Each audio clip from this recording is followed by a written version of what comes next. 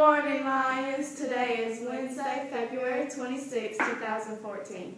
Before we get started, let's take a moment of silence.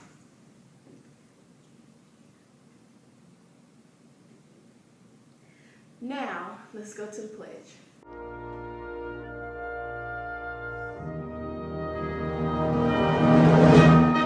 I pledge allegiance to the flag of the United States of America and to the republic for which it stands, one nation, under God, indivisible, with liberty and justice for all. The birthdays for today are Brashay Bellamy, Rebecca DeSantis, and James Dunn. Happy birthday. Thank you to everyone who attended the Multicultural Fair. The Loris Middle School Tech Fair is Thursday, March 13th. The Horry County Schools Tech Fair is Wednesday, April 9th. Remember to register on the Loris Middle School website by clicking on the For Students tab. You may stay after school on Thursdays to work on your project and ride the bus home after if you need to. To honor Black History Month, here is a video. Condoleezza was the 66th United States Secretary of State. She served under President George W. Bush.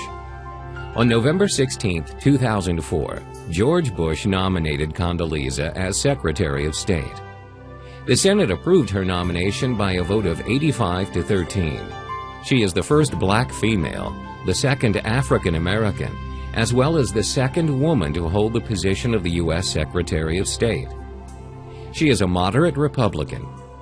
Condoleezza says she became a Republican when she watched the 1984 Democratic Convention on TV and decided that the Democrats' appeals to women, minorities, and the poor really meant helpless people and the poor. Rice said, "I decided I'd rather be ignored than patronized." Let's take a look at how Ms. Condoleezza Rice became such a powerful woman from her childhood and education to her political career and whatever is next. She was born in Birmingham, Alabama on November 14, 1954. Condoleezza grew up in the Titusville neighborhood as an only child. Her parents were both educators. Her father, John Wesley Rice Jr., was a high school guidance counselor, football coach, as well as a minister for the Presbyterian Church. Rice's mother, Angelina, was a teacher, and she played the organ in church. She loved the opera and named her only child after an Italian musical term, Condoleezza, which means to play with sweetness.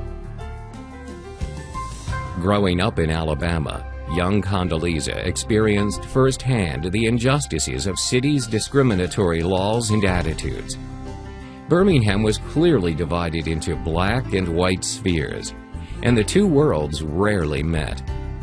You see, at the time, the African American civil rights movement was in full swing. African Americans were asking for equal rights in this country. When Condoleezza was only about 8 years old, vigilantes bombed the home of a family friend, Arthur Shores.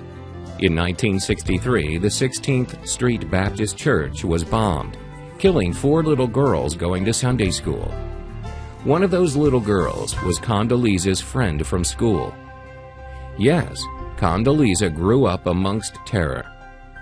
Despite the racial discrimination, Condoleezza was taught by her parents to have a positive attitude and believe that the sky was the limit.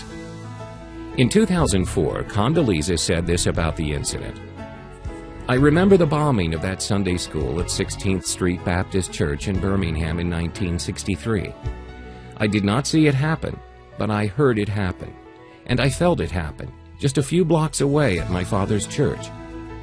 It is a sound that I will never forget, that will forever reverberate in my ears.